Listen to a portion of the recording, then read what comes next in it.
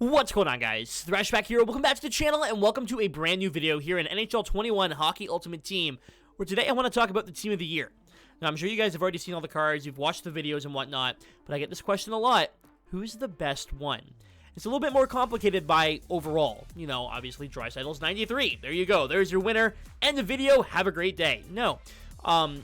In terms of these cards, a lot of different factors do come into play. Now, I do think all of these cards will reach 99 overall at some point. Now, let's go ahead and look at them individually. I'm going to go ahead and do a little bit of in-depth analysis, if you will. As a lot of people have been asking me, which one's the best one? What one should I go for? Let's take a look. Alright, so let's take a look at these cards individually. I'm over here now. I know things are a little bit different, but I want you to be able to see all their stats. Stats are important. Leon Drysidle, nasty looking card. With Distributor, Swarm, and Workhorse, his card becomes very, very good. However, without these synergies active, I don't want synergies to play in my choice for best Team of the Year player. Mainly because synergies don't make or break a card, in my opinion. So we got Leon Drysidle here. Shot category is insane. Defense category, pretty good. Checking category, great. Skating category, I'm not a fan of. Andre Vasilevsky, you know my opinion on goalies. I don't think goalies matter in the slightest. I've used Team of the Week Bishop. I've used 84 Markstrom. I've used 88 this and 91 this and 80 overall this. And I've tried different goalies. At the end of the day, if you're not good at defense in this game, goalie's not going to make a difference. Problem is, I'm bad at this game. Goalies don't make a difference. Vasilevsky, amazing looking card, and the synergies are great, but I would not make him. As for Kale Mccarran, I actually have this card. Big fan of his card so far, especially with Barrage activated. His shot is deadly. I am a big fan of this Kale Mccarran card. I upgraded my fantasy one. However, even though he might be, I'm pretty sure he has the best skating out of everyone here. I would say it's a good idea to not spend the collectibles to make his card the Team of the Year version. If you have the Fantasy Edition already, stick with the Fantasy. They're going to keep upgrading that card throughout the year. I would just stick with the Fantasy one, even though I do love this card. I don't think it's worth it. David Pastrnak, he has Howitzer. Obviously, people, oh my god, it's Howitzer. I got to get this card.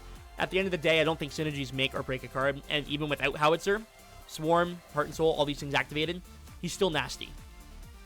Victor Hedman. Now, this is one I'm really on the fence on because he's slow, but he's big. He has Spark, that's going to help his acceleration, and let's be real, you'll have Distributor active, but without Spark and Distributor, he's kind of slow for me. I've heard good things about this card, haven't used him myself. I'm not a huge fan of his shot category. I know he's slow, but he's massive. We got Artemi Panarin here. I like Panarin. I always like Panarin's card in the game. He's got Barrage, Wingman, and Balanced. Again, synergies, I don't want to keep too much, I don't want to spend too much time on the synergies and whatnot, but without synergies, again, his card is absolutely nasty. So, looking through these cards here, I love my Kale Mccarran. Kale Mccarran, a great, great card. However, that being said, I do not think that you should go after this Kale Mccarran. Just make the fantasy. Okay, so there you go. There's one out of the way. 2, Vasilevsky. No, thank you. No, thank you. Just, no. I don't need a goalie. Okay, so we got Leon Drysidle. Just because they go up in overall doesn't mean their acceleration and speed go up. And that's something a lot of people seem to forget. Just because he goes up in 1 overall, his acceleration and speed may stay the same. It goes up 0.5 per overall upgrade. So by the time this card is a 99, his skating is going to be very far behind a lot of the cards that are going to be on your team. So while he does have an amazing looking card, I still feel like he's a little too slow for me. Let's head in to Victor Hedman. Hedman, I'm very much on the fence about, because again, he's very slow. He's massive, but slow.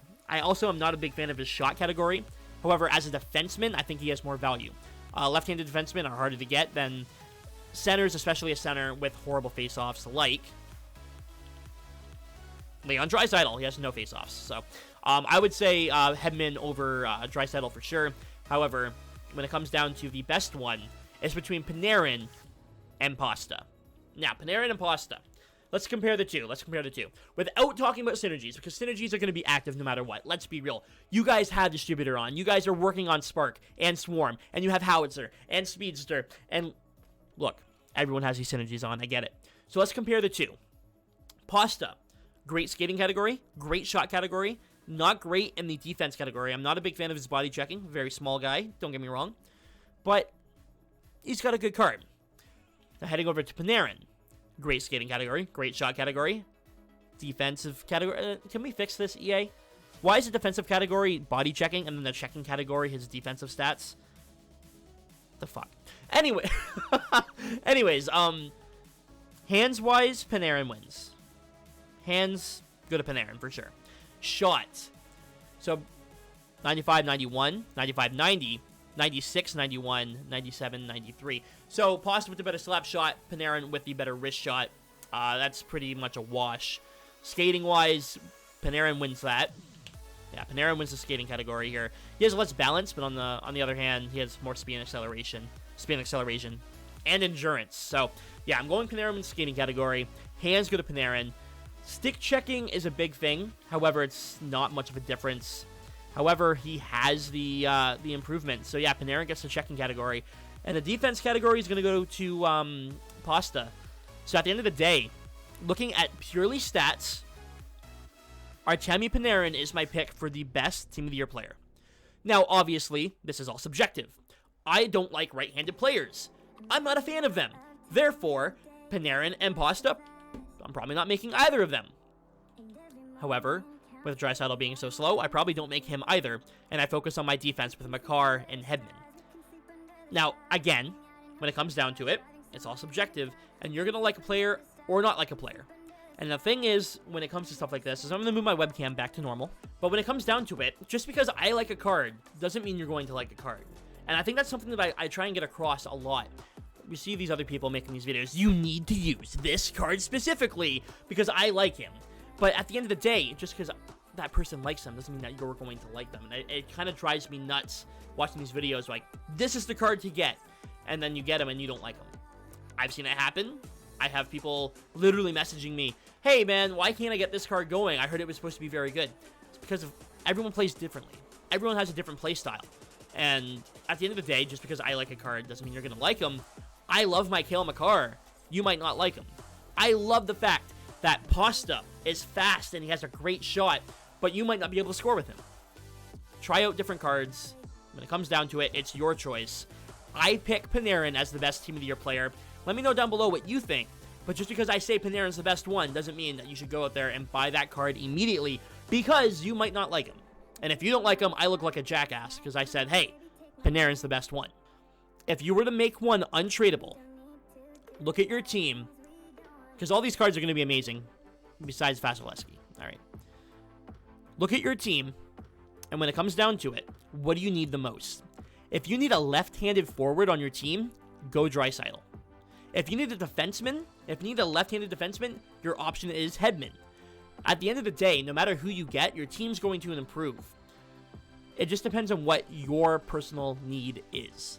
My personal need, if I were to get one of these cards, it would be Drysidle. Now, Drysidle is one of my least favorite cards even available. However, I need a left-handed forward on my team. Therefore, I would make Drysidle. Even though he might not necessarily be the best card available, he needs to be the best card for my team and what I like playing with. I don't like right-handed players. That's just personal preference. So I would make Drysidle out of all these guys here, even though I think Panarin is the best option. Anyways, guys, I'm out of here. Thanks so much for watching. Leave a like if you enjoyed. Again, I tried to give my honest thoughts here without synergies, because synergies are going to be on no matter what. When it comes down to it, the cards should play good without the synergy. The thing is, all these cards should be really good, even without their synergy. Let me know down below who you think the best Team of the Year player is. Let me know if you think anyone got snubbed. A lot of people are saying Kucherov. Kucherov not playing in the upcoming season. Kind of makes sense why he didn't get a card. Let me know down below what you think. Thanks for watching, guys. I'll see you soon.